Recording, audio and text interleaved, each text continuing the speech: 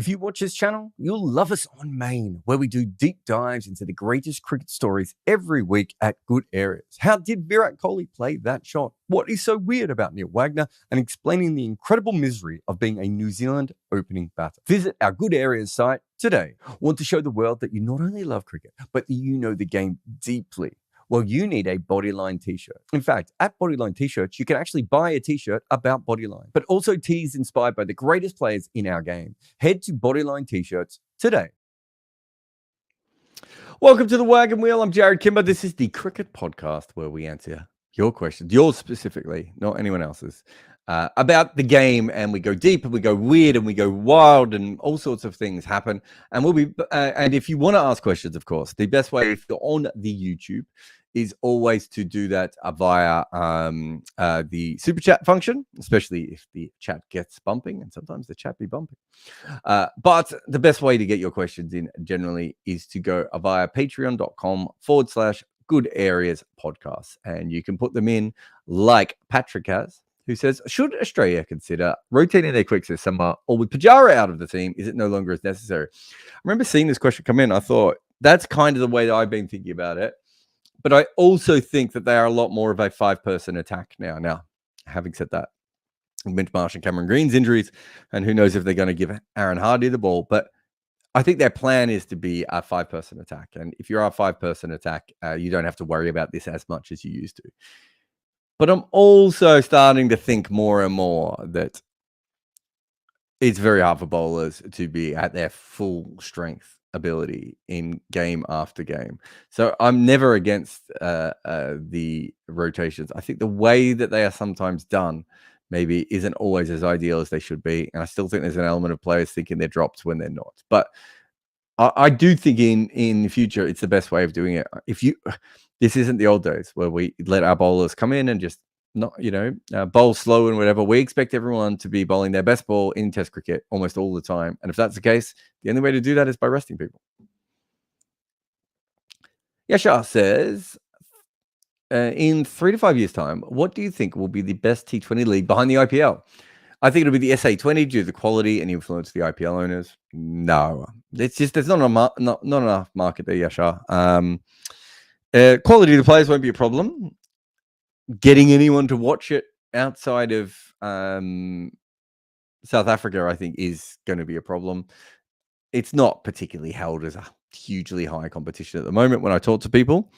A PSL probably is the one that makes the most sense because it will actually be a league that is trying to become quite big. Whereas the issue with what you've said here is everything else is kind of setting itself up to be a feeder league. The PSL, because of its issues with not having its Pakistani players in the IPL, has actually allowed it to be something quite different. There's such a bigger market in England. So from a financial point of view and everything else, if the IPL owners come to the 100, that's going to be a much bigger league than the SA20. And then, of course, Major League Cricket is the wild card in that conversation. I'm happy to have the SA20 in it. I don't think I would say there's no way it will happen. But I would have them. If you're doing a tier, I probably have PSL as my likely second, just because it can actually grow an audience that like it because it's the PSL, which is very different than these other leagues. But then, the market sort of the market size that, Major League Cricket and the 100 have available to them is quite big. And with South Africa just behind, just because it is being set up specifically as a feeder league. Bloody says, what's your all-time 11 of a team? Boring, so boring that you'd rather watch paint dry. The question was inspired by an old Rubelinda 10-minute video compilation of Kallis leaving the balls. Oh, I've got to see that. Rubelinda did great. I mean, these cricket archivists and what they put up, that's exactly the kind of content I want to see. I think Kallis would probably be up there. I certainly had him. I'm trying to think. There's so many openers, isn't there? I suppose Trevor Franklin might be the obvious one because of one of the world's slowest strike rates. Dom Sibley would probably be another one that I'd be thinking of as an opener. There's a lot of openers. Jeff Marsh I always found really boring, although he would occasionally play a very pretty cover drive. Who would be 3? I suppose it would be Trotty at 3, wouldn't it? Is he, one of the most boring but consistent players? Number 4. I know 5 would be Shiv. I don't know who my number 4 would actually be. There must be someone who I'm not I never particularly warmed to watching. It could be some of the old England batters actually in the 50s, and so there might be one of them that would fit in at number 4. Then at number 6, you need an all-rounder who's boring, right? Kind of is late career Shane Watson a potential for this? There must be a better player than Shane Watson though. Chris Harris, perhaps. I might go double. I might go Adam Perore, although he was fascinating in other ways. And then bowlers, you'd probably just be going with stock bowlers, wouldn't you? Sort of, you would have Siddle, Giles, those kinds of very effective, but very, Mackenzie, I suppose, back in the old days for Australia. Trying to think of some others. I was going to say Harbhajan, but that's a bit unfair because I think I really like watching him in India. There must be some Asian spinners, though, that it's kind of bold defensively. And do I need another seamer? I think that's about it, isn't it? I think I did okay there. William says, I remember you doing a video a while ago about why Chris Woakes struggles overseas. Have you noticed any changes in Chris Woakes' game since then to suggest that he'll do better in Pakistan? No. Look, I think his numbers are worse than his bowling has been in overseas games. Like, I don't trust his numbers 100%. So, if he was better in overseas cricket over the next year and a half, I would say that it's less to do with him changing anything and probably more to do with the fact that he never should have had the record that he had in the first place.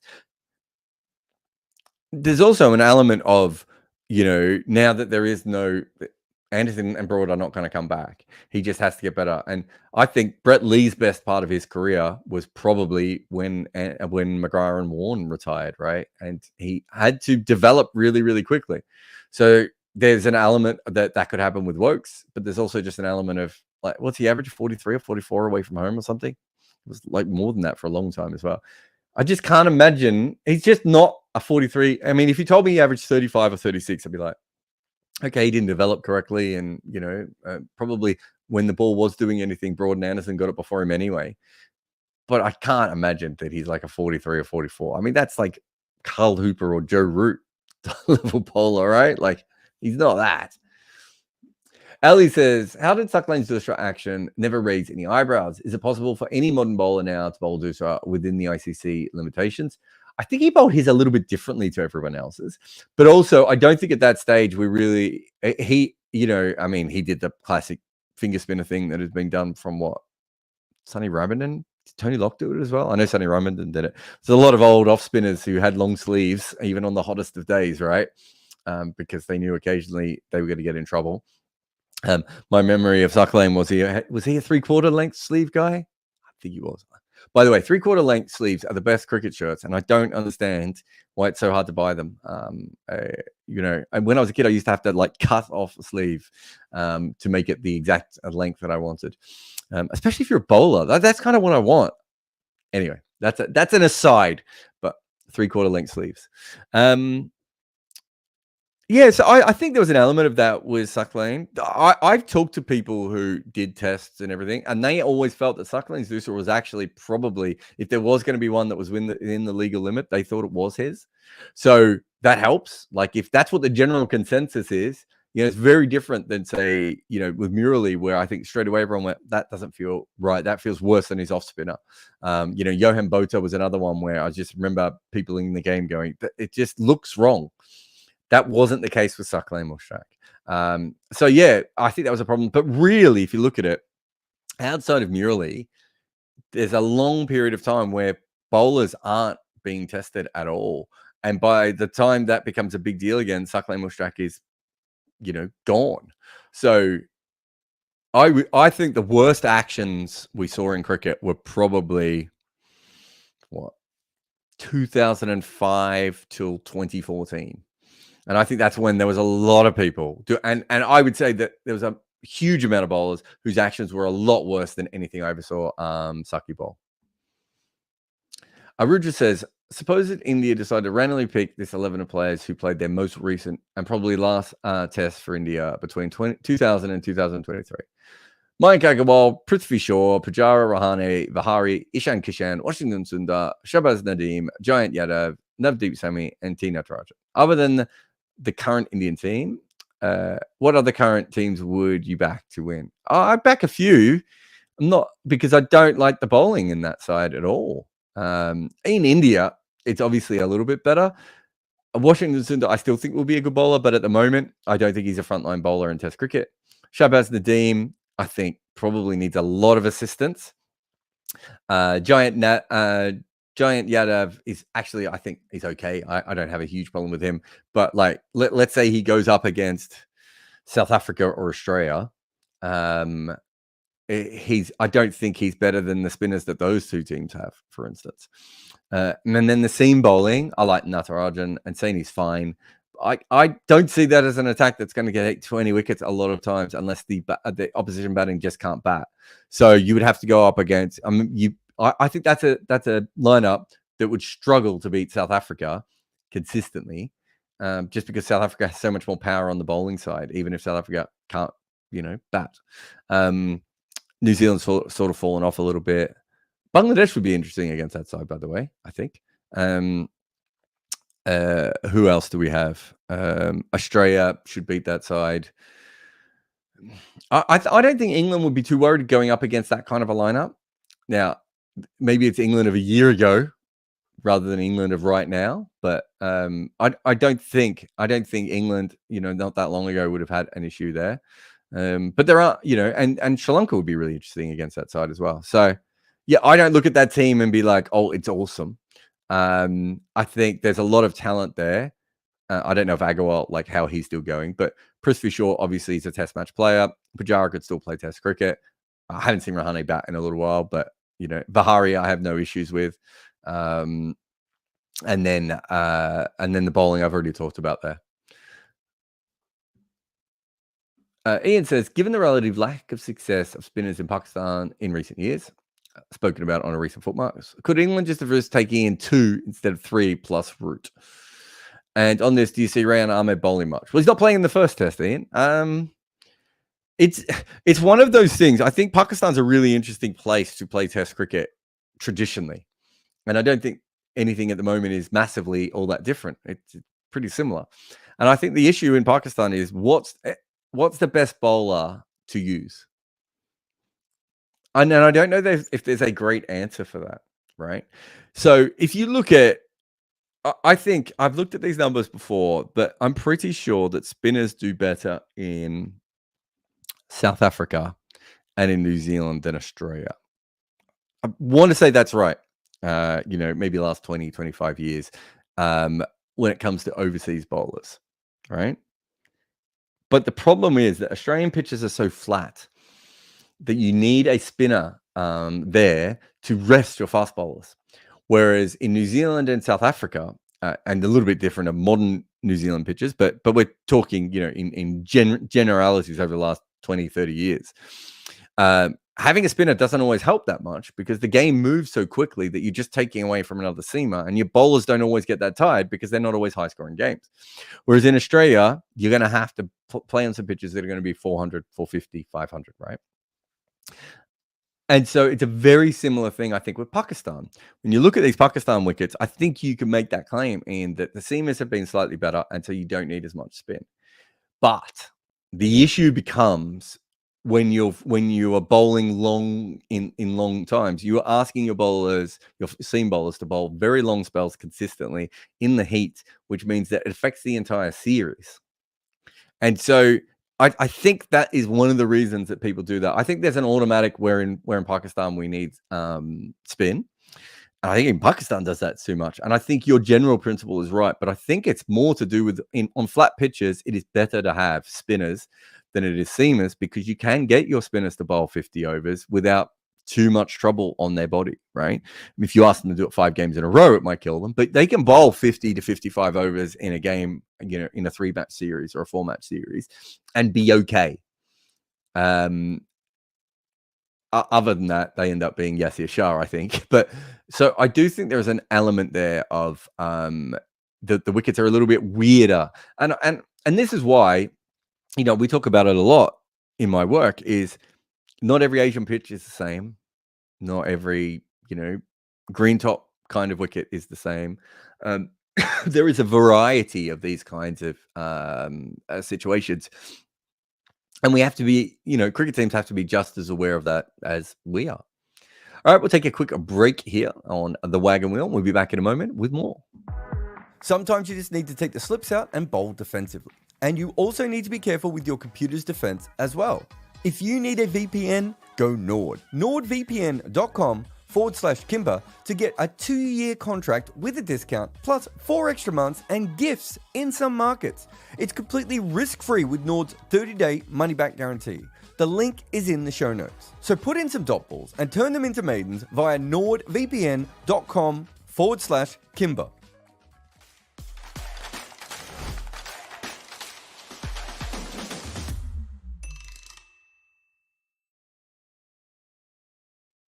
Welcome back. Josh says, on a special where you draft the top 100 test players of all time, would this actually be fun for you? Or would it just feel like work? I'll be honest, I'm not sure many cricket episodes fun. It's one of those things where occasionally the topic is so cool that I like delving into it. And there are some times where I was like, the problem is there's no right answers, right? Most people haven't got the same. I think there was a comment up on our Discord the other day. Well, or someone put up on one of the YouTube channels, but it was going around our Discord, which is like most people struggle to compare players to players in their era, and Jarrod compares them to players before the Industrial Revolution. And there's a strength to that and a curse to that, right? Which is Crick Picks for me. Even if I get an hour to research a Crick Picks episode that I don't know much about, or I don't have an instant understanding of, I'm like, that's not enough.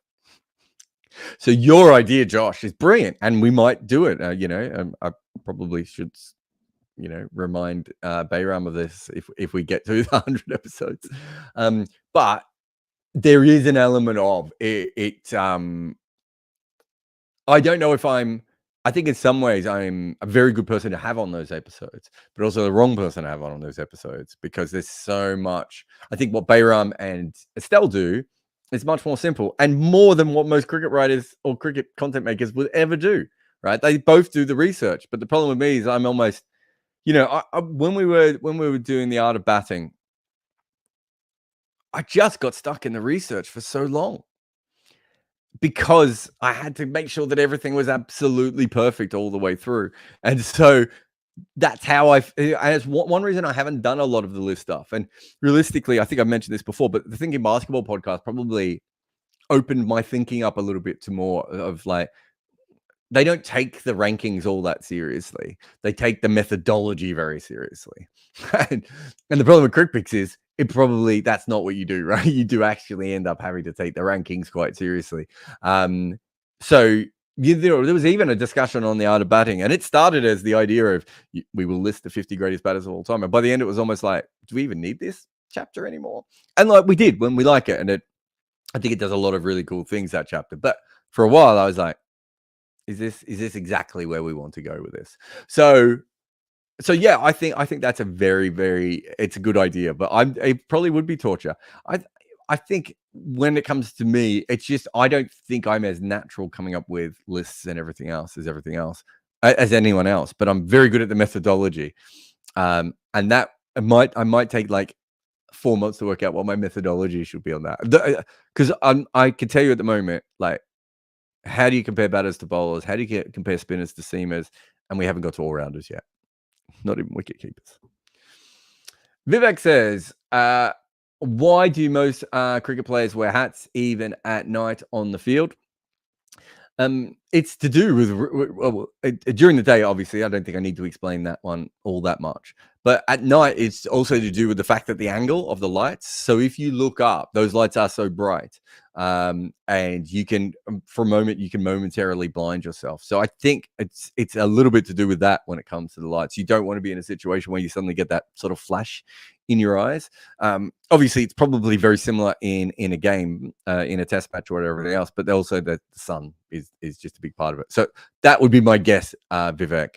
Also, I think there is an element of once you feel comfortable doing a thing, it makes more sense to consistently do it. And I know this is kind of a bit of a tangent, Vivek, but I had a cricket cap, and I'd been wearing that from my old Cobo Cricket Club days, and then and it fell apart, and I was like, well, I don't play for a cricket club anymore, so like I don't have another cap, so I started wearing like just baseball caps, even though they were like cricket logo. I think I've got one there. The Authors 11 one is there. I hate batting in that because there's something in my head that says this is not a proper cricket cap, and I don't feel comfortable in it. And so I had to buy like a blank cricket cap just so I felt more comfortable when I out to bat. I think there's an element of that. Most cricketers spend their entire life until they're like 22 or 23 fielding in the daytime. You only start fielding in the nighttime when everyone knows who you are.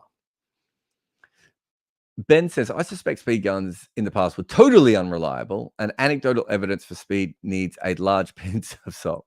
Which bowler from the past were meant to be absolute gas, but in reality, it was not that quick compared to modern fast bowlers? Oh, I think all the old bowlers weren't that quick compared to modern fast bowlers. I think fast bowling has got so much quicker. I've talked about this before, and I know Jeff Lawson doesn't like it when I bring it up, but and he's got a point. He's got a point. So I will talk about the speed gun trial of, was it 1978? Which was, I think, World Series cricket. Something to do with, was it something to do with Packer? I think. Oh, certainly to do with Channel 9 anyway.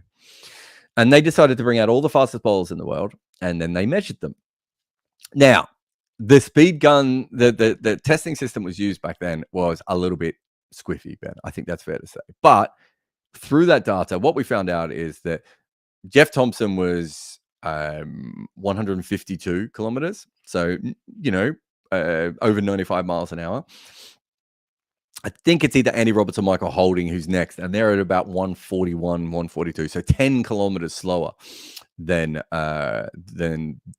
those guys were. And then there's a couple of guys in the mid 130s who wouldn't be thought of as quick bowlers anymore, and then a whole bunch of guys in the 120s. So I think Hadley was in the 120s. I want to say Garth LaRue might have been another one, but there was a few that were in the 120s.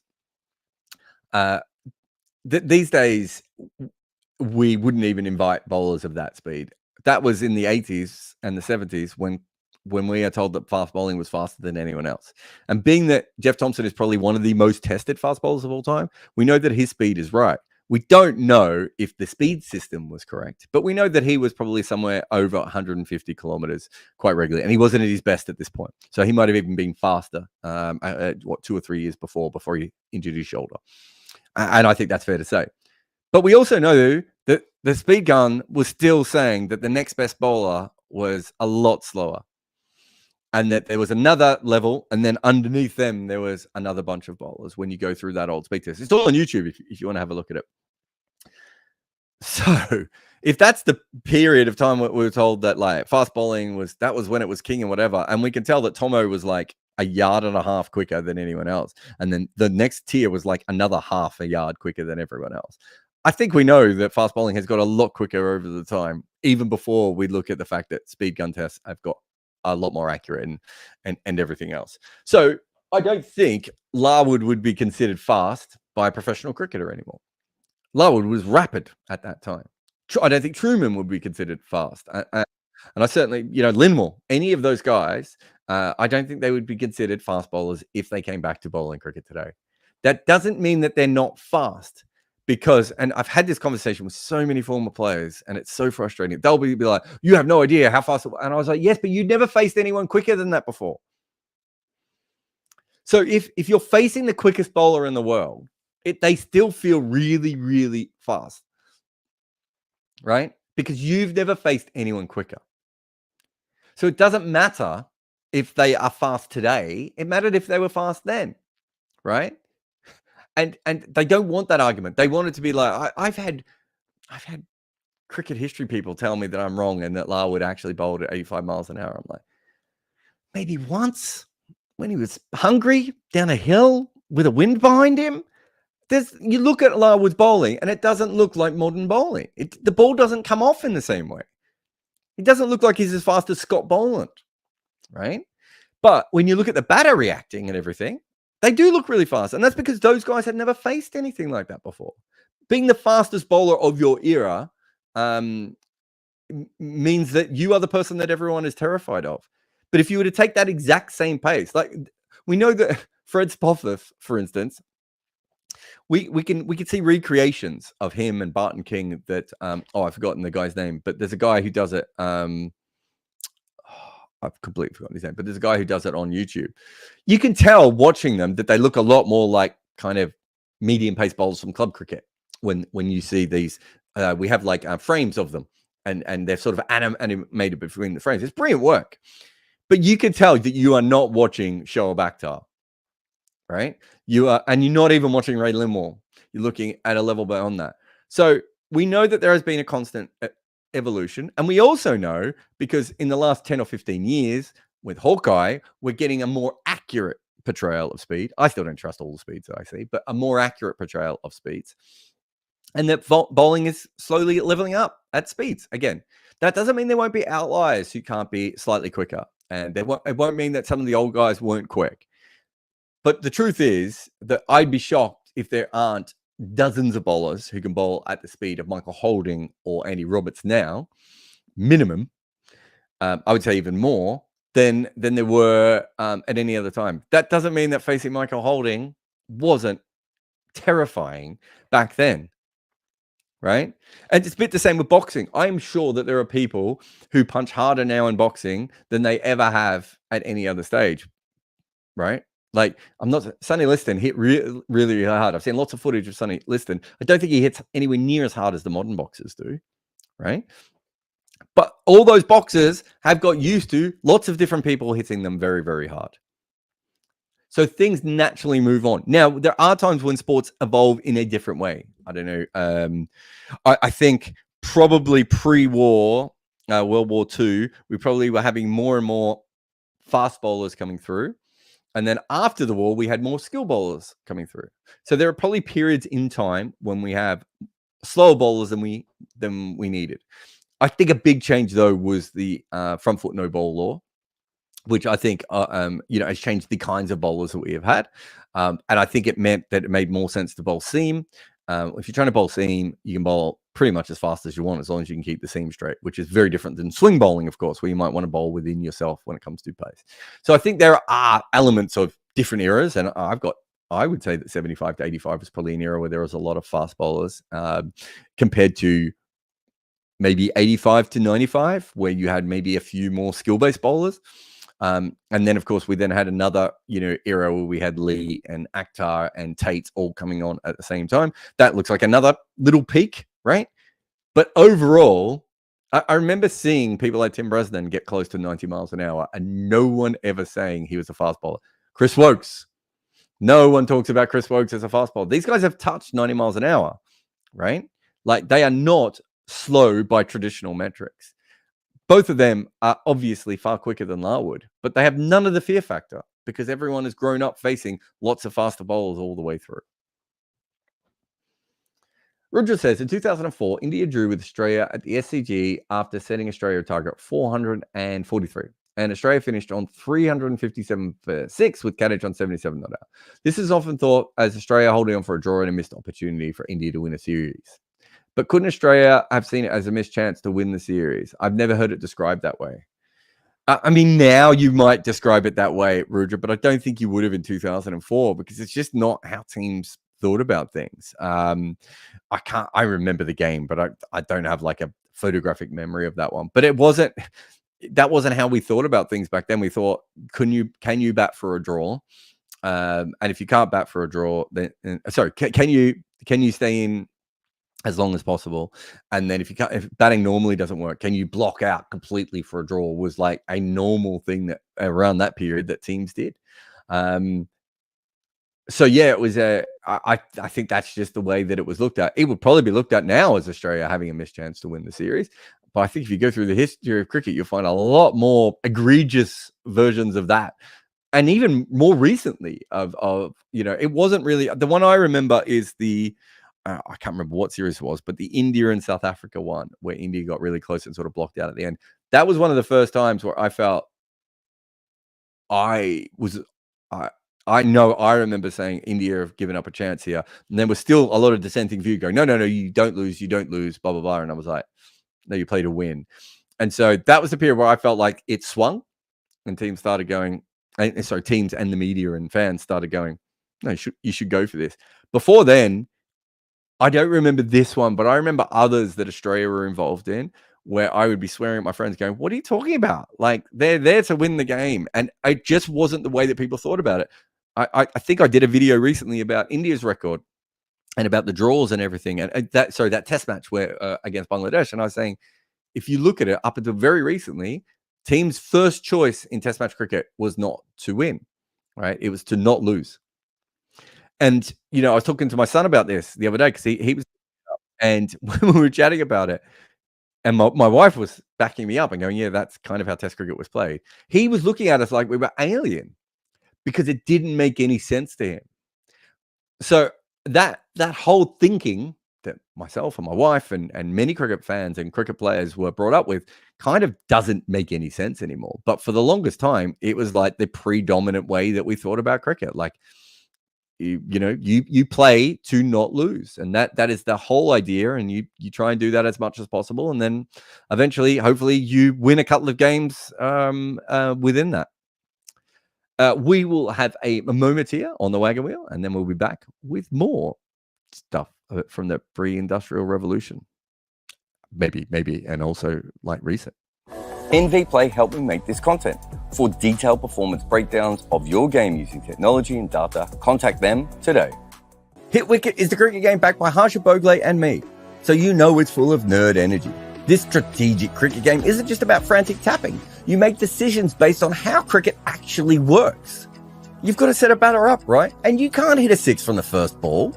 Hit Wicket knows all that, and they made a game that makes it work with a few gaming twists in there as well. So play, build, and manage your team because you are the batter, the bowler, the coach, the selector. I mean, you're basically everything in this game, right? And there's no ads on Hit Wicket. So download it for free for mobile and unleash your inner cricket legend. Neuron says, in 2018, Kusal Perera was offered to play for Sunrisers as a replacement for Warner. He rejected it because he wanted to play for the Sri Lankan domestic cricket to get in the test team. He gets in the test team, scores 153 at Durban, and disappears from test cricket for good. He was in the form of his life in T20 around that period, and makes his bizarre decision. How do you rate this innings and the events leading up to it? And do you think it did anything for Sri Lankan cricket in the long run? I think we're in a period where players can still make those decisions. I think I talked about this recently somewhere. We're not at the position now where it's like almost impossible to knock the money back, right? Like if cricketers in the IPL were paid what they should be, so let's say anywhere between 30 and 50% of the revenue, right? No cricketer would be able to knock back anything. We're not quite at that stage, but also even if that's the stage, I follow the NBA.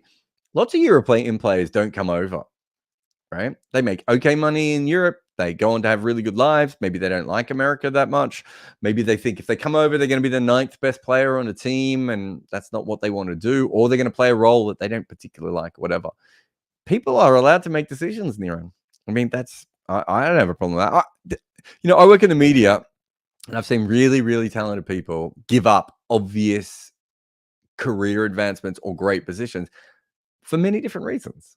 Why can't a cricketer do it for the exact same one? As far as the 100 goes, look, I've said before, I find it, I think the only way I would ever be able to work out which one was better is I'd almost have to go back and watch every ball of both of those innings to be able to work out which one between him and Stokes. I saw everything of Stokes's live, and I've seen a little bit of it since. I've seen more highlighty stuff of Kusal Perera's. So, that was magnificent as well.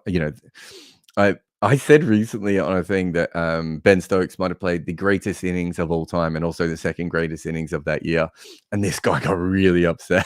I'm like, this is objectionably true. I'll get my words out eventually. That's true. Like, that's a very possible thing. People don't like that. It's absolute. One has to be the best. But yeah, players will continue to make decisions based on what they think is right, Josh says, if a wobble ball gets more and more popular, will batters eventually get worse against traditional swing, making traditional swing good again? Yeah, that's basically how this works, Josh, I think. you go through things of which everything comes through in a bit of a cycle, and so that thing becomes more important to you. The only thing I would sort of not add to that, but mention a little bit is that if you play junior cricket, you're still playing against a lot of swing bowlers. So what you would really need is for completely to take over at all levels of cricket, which I don't think is as likely. But I said a couple of years ago, and we've kind of seen it with Arshdeep Singh a little bit, but I haven't seen it as much as I think the next great T20 bowlers will probably be the guys who can swing it both ways early on in the game, because it means that they can, whatever the batter doesn't like, they can do. And I think that's I think we've seen little bits of it. It just probably hasn't quite taken over the way I thought it would have, but partly because the wobble ball means that not as many people are learning swing. So then you get to the wicketkeeper thing of at what stage do swing bowlers get faded out? Because it's like, there's no point promoting any more swing bowlers anymore because everyone has to bowl the wobble ball. And that goes back to the kind of, you look at Australia, who's a very swing obsessed country. And like so much so that when Glenn McGrath was first picked, it was like, he doesn't even have an outswinger. How's he going to get any wickets? It's like, he did all right, didn't he? Did all right without an outswinger. But that's what I was told when I was a kid. How was Glenn McGrath going to take any wickets without an outswinger? To the point at which they then started picking people who were very much more like Glenn McGrath. And then the swing bowlers, didn't get a go. So you do see those sorts of patterns as well. Ubik says, have you ever collaborated with Gideon Haigh? So Gideon and I had a podcast together for like, a year, I want to say. God, when would that have been? It was my first podcast. My first podcast was on my own in a day when that wasn't even a thing, which is weird because I'm sitting here on my own today doing a podcast. But yeah, I did my podcast on my own. And then I think Cricinfo, I was trying to force podcasts on them, but ESPN just didn't get podcasts, which is now hilarious, of course. And I was trying to force my podcast on them. And then Cricinfo said, why don't you make an interview-based podcast? And I did. I reckon I did about an eight episodes of interviews. And there was some good stuff in. And then eventually the technology had changed enough. It was before Zoom and everything, but maybe Google Hangouts, is that what they're called? Google Meet? No, yeah, Google Hangouts. I think that's what it was called. Maybe that existed. But I remember we could record it remotely, because obviously he was in Melbourne and I was in London. And yeah, I reckon we did quite a few. I don't think either of us fully committed to it. And Gideon didn't seem, I always felt with Gideon, he loved it when he was on it, but I'm not sure he always loved it thinking about it coming up and everything, which is quite interesting. Obviously, I think he does a lot more of them now, but it wasn't exactly where he wanted to go with it. And Cricinfo didn't care, right? So I think I was editing them on my own, and the sound quality was terrible. As I said, I didn't have a microphone. He didn't have a microphone. They were probably recorded on the shitty Google algorithm at the time. That's the only time we've massively worked together. Obviously, I'm trying to think if there's another and I'm missing. I don't think he worked on Death of a Gentleman, but he had a massive role to play in that because he'd kind of written the book that sort of helped us get to where we needed to get to. He wrote the foreword to my first book. I'm trying to think if there's anything else. I can't remember anything else. I remember for the film, I think we got him to dress up for Death of a Gentleman, and that footage has never come out. And he's probably quite happy of it. But I can't remember exactly what. I know I think it was a bunch of my cricket shirts we got him to wear, but I think there was something else that we got him to do. Maybe jump in a swimming pool. I think that's what it was, actually. And this was before like Margot Robbie in the bubble bath. We did a similar thing on Death of a Gentleman, where we got Gideon to explain really complex cricket stuff that we needed the audience to understand for Death of a Gentleman, but from a swimming pool with cricket clothes on. I think that. Look, he's obviously always been a really good friend to me. He was a reader of cricket balls from really early on, like well before anyone knew who the hell I was. He was reading it and sent some really encouraging messages. But yeah, I don't, unless there's something else I can think of, but I don't think we've ever done anything all that much together, partly because he lived in London and then he moved back, and that's when I moved to London. So we haven't actually spent that much time in the same city as each other, but we obviously always try and catch up when we can. Niran says, do you think Kallis is sort of underrated as a batter, considering he's only ever brought up as a great all-rounder? It's funny. I reckon, Niran, if you go and have a look at the podcast I did with Kumar Sangakkara, I might have asked something similar. Don't think I said the great all-rounder, but I think I more mentioned maybe because of his strike rate, or that he wasn't seen as, and Kumar was just like, yeah, amongst great batters, and I Kumar told me this, but I've had many other players tell me this. No one doesn't consider him one of the greatest batters of all time. An incredible technician. I think I might have written somewhere or said something recently that is like Bob Warner made him up in a lab. Like, he was such a perfect cricketer technically, and from that perspective. So I think the fact that he wasn't the sexiest cricket, as in he wasn't exciting to watch. Like, I know he was aesthetically pleasing, but not like, he wasn't like an Ian Bell or a James Vince type cricketer, right? Like, I don't think he was that level consistently. Some of the innings were frustrating. They had other great players at the same time, amongst his teammates, but also, in the world, right? There was a few other players out there. So I just think that he's not a particularly exciting cricketer. And I do think if you look back at some of those older players, there's someone like Ken Barrington is maybe perhaps another player like that they do get a little bit overlooked, but it also depends on who else is playing at the time, right? And their entire situation. If Kallis played for England or Australia, this is less of a conversation. I think it's harder to stand out from outside the big three. Oh my God. This is the... Jonathan says, in a previous episode, you talked about Chatfield and Coney's classic last wicket partnership.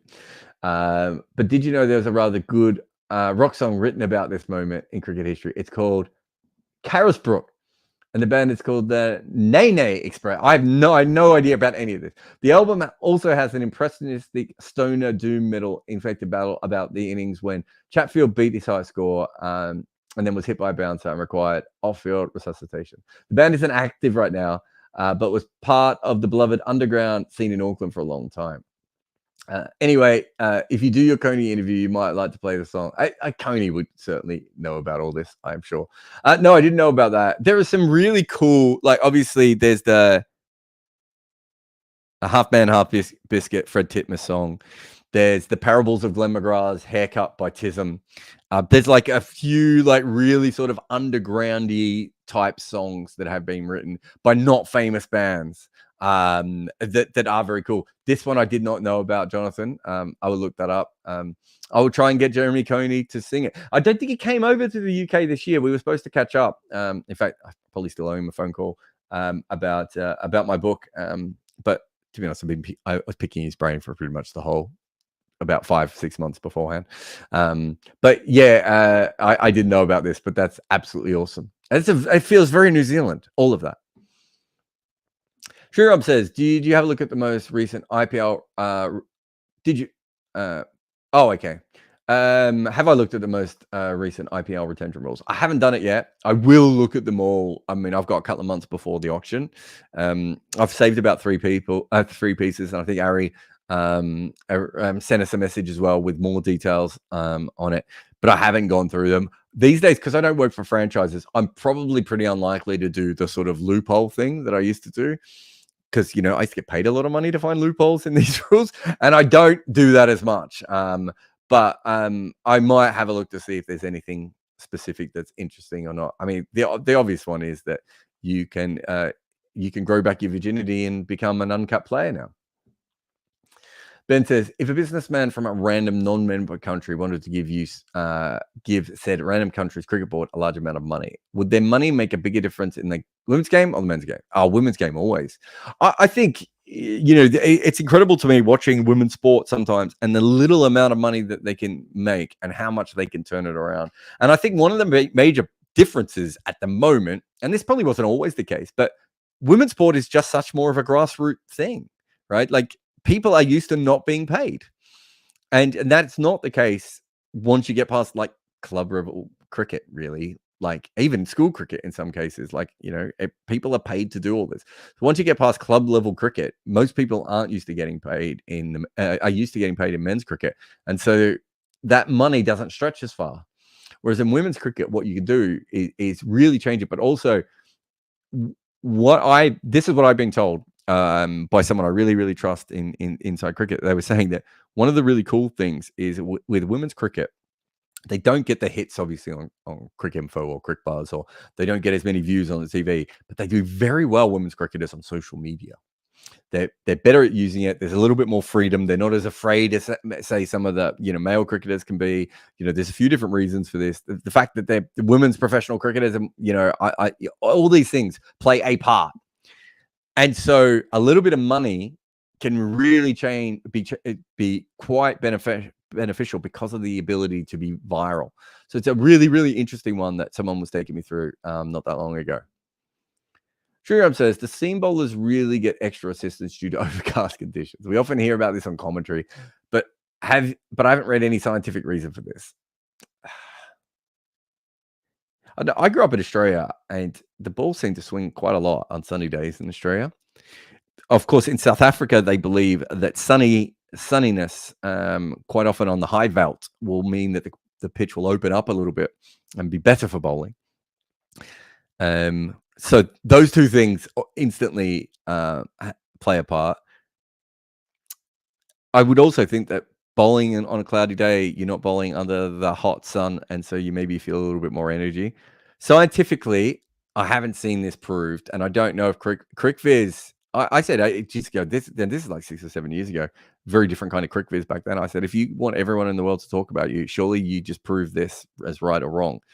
They have all the Hawkeye data, and it's a really tough thing to do because I think they were telling me it involves tides and humidity levels and all these different things. And they found it really, really tough to be able to prove it. There is an element of, I wonder if it just, at a certain point, people believe it, so it's true, if that makes sense. And there's an element that I think of, if you were playing on a grass wicket, that the conditions around, so we know that, like, this has nothing, and I'm not an expert on grass, although I did study it. And I'm still not an expert. No idea. Really good training. But we know that flowers obviously follow the sun and things like that. Is there an element then of plants knowing that there is a potential for rain to come because they can sense that it was bright and now there are clouds and the sun is behind the clouds, and so therefore there is a chance of rain coming, which means that the grass on the wicket reacts differently? I have no idea, right? It's a fun idea. Is there something to do with when the clouds are there, there's more moisture in the ground because it's not being evaporated by the sun? Again, all these things are very possible. I may not be the person to answer these. James says, if Scott Boland never gets another extended run in Test cricket, will he become a streets will never forget player? Oh, I think he will be, won't he? I think they'll give him a couple more goes. England came up with a very good theory against him, but most teams don't play in that style of, charging down the wicket and all that sort of stuff. So I think there are other teams who will still struggle against him. But yes, I think even if he doesn't, look, I mean, you've got, you do get players that come through and have, Muhammad Abbas is probably another one of recent times, Ryan Harris, Bruce Reed. I was going to say Shane Bond. I suppose Shane Bond counts as well, although I feel like he was a different level. But those kinds of players, Stuart Clark, they do sort of burst onto the scene, do really brilliantly, but it's the wrong time in their career, or they're too old, or they're about to get injured, or whatever that may be. And Scott Boland might just be another one of those, right? Mob King says, everyone assumes IPL dominated cricket calendar will concentrate power in India and see the cricket there become a big dominant behemoth. But is there a world in which the opposite is true? Yeah, lots of people think about this. A comparison may be made with French rugby, which only cares about club rugby and plays exorbitantly. Another one would be English football and the Premier League. So basically saying French rugby team doesn't dominate rugby and English football team doesn't dominate football. So I think the issue here, and I'm not an expert on the rugby side of things,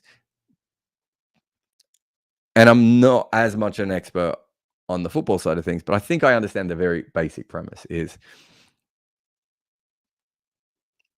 France and England have a finite amount of professional players that they can pick from, right? As in their population. I don't know what France's population is, but we're not talking about USA or China or Brazil type populations, right? So I think the more interesting version would be what would have happened if Brazil became the place where club footballers got paid the most money and everyone wanted to play in Brazil.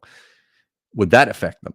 And I think the effect that it would have in Brazil is what you would do is there are probably tons and tons of professional players in Brazil players who have professional talent who never make it because they're from the wrong part of the country. They don't know anyone, all the normal things that happen. And so that if Brazil became the best football country in the world, from a club perspective, they would probably then also take over world football because of the amount of footballers they have available to them, all the natural advantages they have in football, and then the massive population. England and France that you've just talked about there do not have that, right? They don't have that same, like what is France's population is probably pretty similar to South Africa's, I would say, and probably pretty similar to England's, right?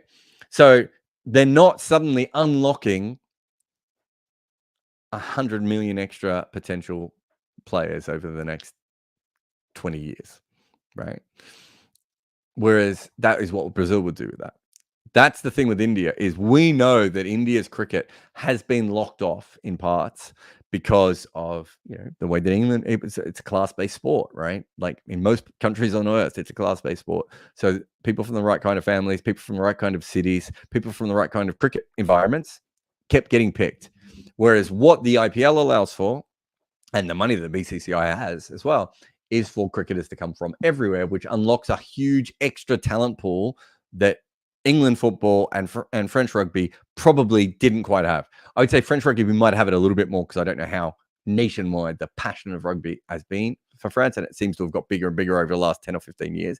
But even so, then we're only still talking about a reasonably mid-sized population, right? We're not talking about one of these mega countries. And so I think there's a big difference there. But your general premise still makes sense because even if everything I've just said is right, there is an element of which when the IPL becomes bigger, like eventually the IPL is going to become, it won't have limits on the amount of local players. And it will become, you might get teams where you only have 3 or 4 Indians playing sometimes. That could be a possibility. So there will be other elements that will come from that. Also, players won't develop for the Indian team anymore. They will develop for their franchise, which means that, there might be it might be an overlap in positions and all those sorts of things. And then there's I suppose the most important last bit, which is, that sort of American basketball style of things of, does it really matter to the Americans if they win the men's basketball World Cups and Olympics every time? Probably not, because we still know they're the best team. So there are elements that could come in there, Mob. Anyway, let us take a quick one here, and we'll be back to finish off just before Australia play New Zealand in the World Cup. Thanks to the kind folks at FlexiSpot for looking after my office and my butt by sending me their E7 Pro desk that save your favorite desk heights at a touch of a button. You don't have to crank anything. This thing just finds the height that you like and you can work. And their BS12 Pro chair that supports my posterior while I'm recording, this ad and all my shows. If you need great desks, especially ones that change heights or the best quality chairs, head on over to FlexiSpot today. All right, welcome back. And we've got some comments in the room, some super chats. I probably only have time for the super chats today. And it says, nowadays, analysts just show up and talk on shows to talk about cricket. Like I saw Deep Das on TalkSport saying that the BGT started 8 years ago, but actually started 28 years ago. I've got an issue with this. I was on that podcast. I don't remember him saying that. I'm not saying you're wrong, but he might have been trying to make a wider point. Why does it matter when the BGT started? When did that become a big thing? It's like, I've never understood this whole idea of people are like, oh, that's you can't even talk about that series. That wasn't Border Gavaskar Trophy. That was just India Australia. It's the same fucking thing. We just added a trophy to it after it already existed. Even the same with the Ashes. I've had conversations with people like, well, that's not an Ashes series, that one. Fuck off. What are you talking about? England played Australia in a test series. Of course it's an Ashes series. It does my head in. So I don't really understand the concept of what you're saying here. You need to understand that when people, so me and Deep that day recorded for, let's say, 2.5 hours. It's possible he misspoke. It's possible he was speaking about something else. It's possible he got two things confused or at the same time. It's possible he just forgot to put the 2 in front of the 8, right? Like, I've just been recording how long? For 55 minutes. Like, if you want someone to record for 2 hours without a mistake, it ain't going to happen. And so you have to understand what you're talking about from that point of view. But I'm very clear here. I couldn't even tell you what the first Border Gavaskar trophy was. I don't care. India playing Australia, I now think of collectively through the entire history of cricket as the BGT. The same way I do with the Ashes. The same way I do with any series where the name has sort of overcome the idea of the actual trophy itself or the idea of the system. Some of them haven't. They've got trophy names, but they haven't really done it. Then I don't worry about it. Like, the idea that means that Deep Dasgupta doesn't know anything about cricket or that it matters. It doesn't matter. It doesn't mean anything. It's just a trophy that we started doing. And I remember when I used to write about the Sheffield Shield, people would get really upset and go, it wasn't the Sheffield Shield that year, it was the Pura Cup. It's still the Sheffield Shield. Then it became the Sheffield Shield again, which was actually even more confusing.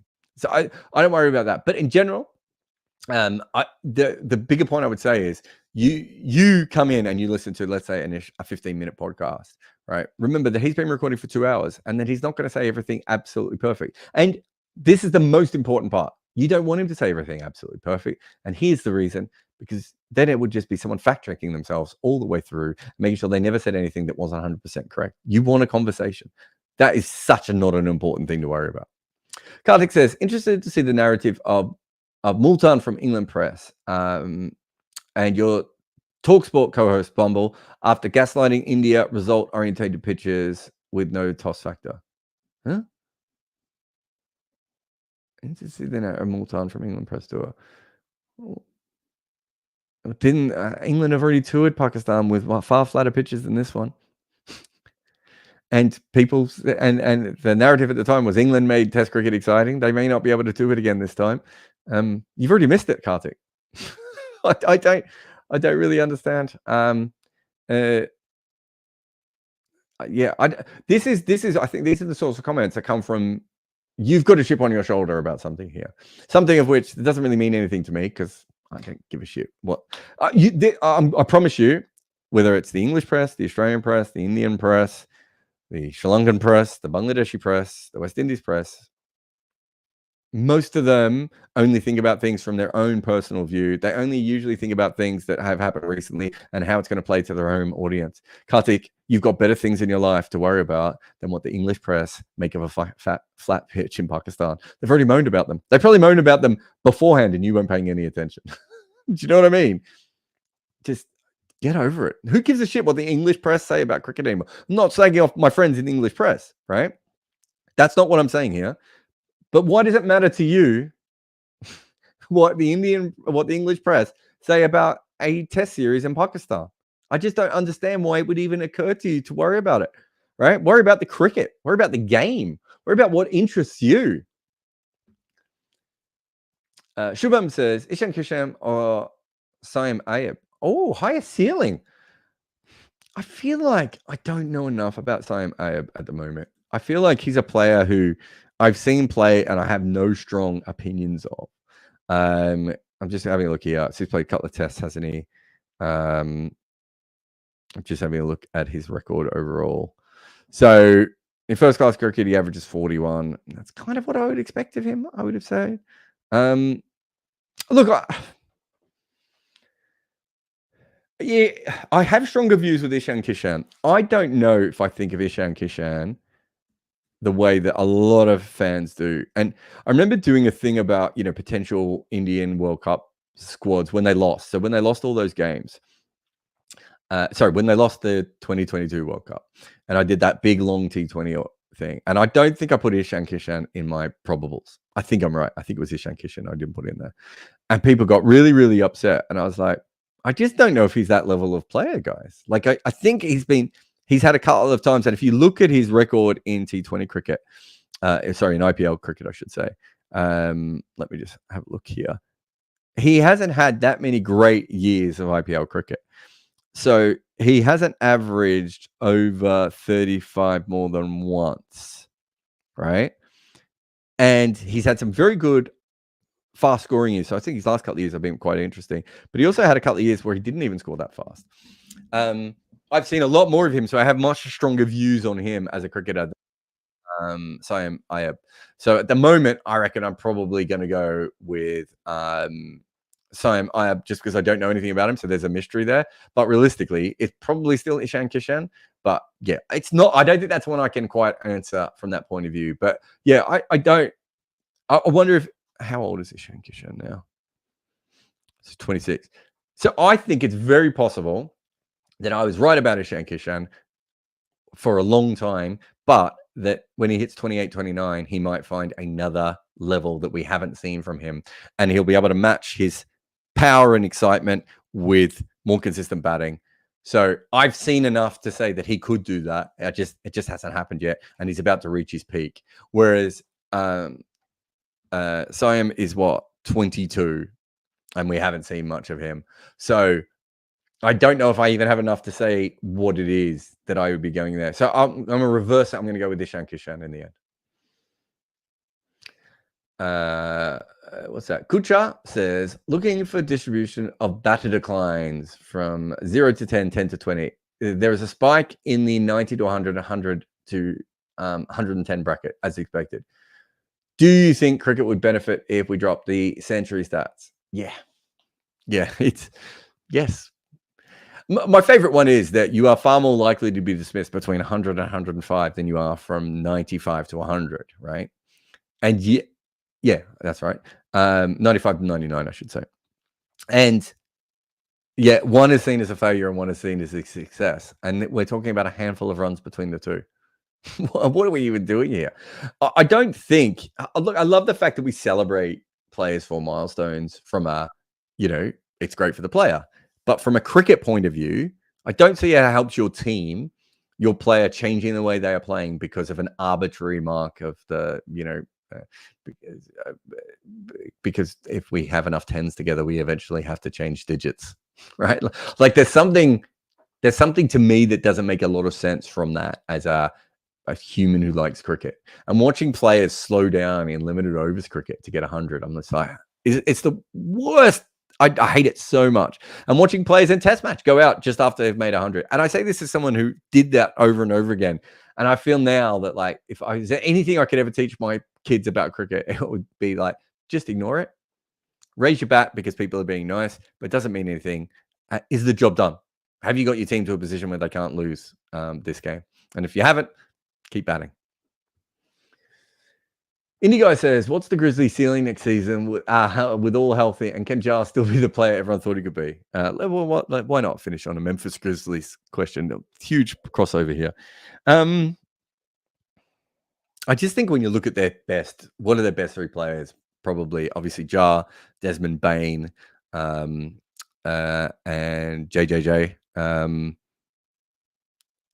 I just don't know how that matches up with the best teams in the West for their best three players. Like, they're a long way behind OKC, Denver, Dallas,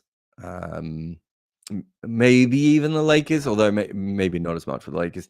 There's just a lot of teams that just seem to have a very, very good three players. And I remember in the old days, we used to talk about Memphis's depth. I don't think they have the depth of someone like OKC now either. I'm a huge fan of Desmond Bain, though. I love the fact that he has a negative wingspan, but still went on to be a great player. But he dropped in the draft because his arms weren't long enough.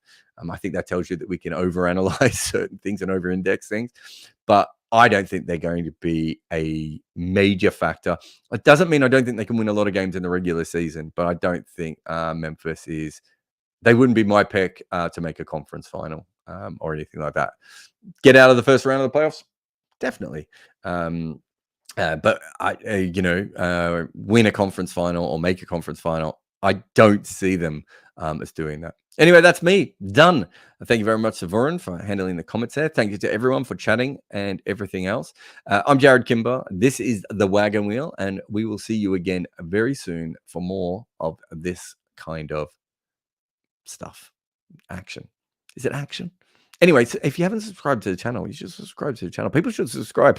It doesn't mean anything to you, but it helps like all the people that you listen to or watch and all those things. Sometimes you just need to take the slips out and bowl defensively. And you need to be just as careful with your computer's defenses as well. And for that, why not use nordvpn.com/Kimber to get a huge discount off your NordVPN plan and 4 additional months for free. It's also completely risk-free with Nord's 30-day money-back guarantee. Sounds like roaming slang, but it's not. The link is in the show notes. So put in some dot balls and turn them into maidens via nordvpn.com/Kimber. If you make a lot of content like me, you will need help. And that is why we use Minvo.pro, a slicing and dicing tool that uses AI to conjure up great clips from your podcast chats and meetings. If you make content, go to Minvo.pro to cut it.